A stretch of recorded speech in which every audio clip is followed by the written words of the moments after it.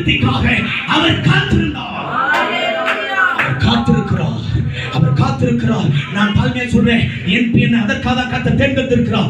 அதற்காக தான் அந்த போதக பிதாக்களை இணைச்சிருக்கிறார். இவர்களை கொண்டு இதோ கர்த்தர் சில ராசரை கல்லறையிலிருந்து வெளியே கொண்டு வர போகிறார். உங்களுக்கு தெரியுமா, வேதம் சொல்கிறது, ஒரு வசனத்தை வாசிக்கிறேன். யோவான் 12:19. யோவான் 12:19 வாசிக்கிறேன். யோவான் 12:19.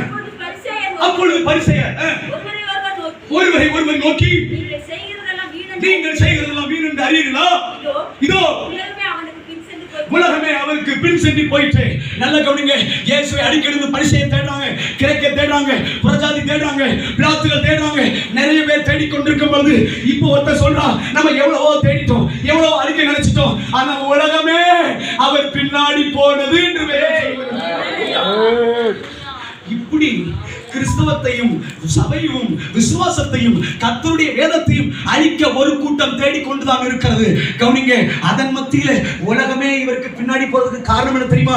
வாசிங்க, அதுல 12:9 12:9 இல்ல 12:9 இல்ல 12:17 அன்றியும் அவருடனே கூட இந்த ஜனங்கள்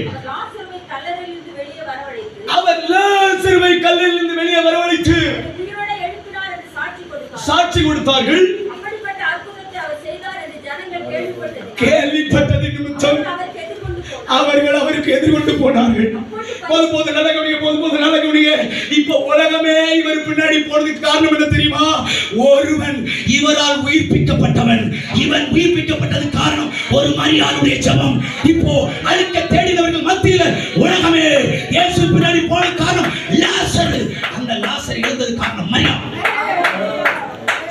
அல்லேலூயா. எனக்கு ஆச்சரியம், உலகமே ஒரு பின்னாடி போயிட்டு. கொஞ்சம் யோசிச்சு பாருங்க, 249 தேசங்களும் இயேசுவின் பின்னாடி வருமானம். அந்த நாள் எத்தனை அற்புதம் அல்லவா? என்னை நான் அறிந்தவர்கள், என் ஜனத்தார், என் இனத்தார், என்னுடைய தேசத்தார், பட்டணத்தார் எல்லோரும் என் இயேசுவை தேடி வந்தார். என் இயேசுவை தெய்வம் என்று சொன்னார். அதை விட இந்த உலகத்தில் வேறு ஒரு ஆனந்தம் இல்லையே.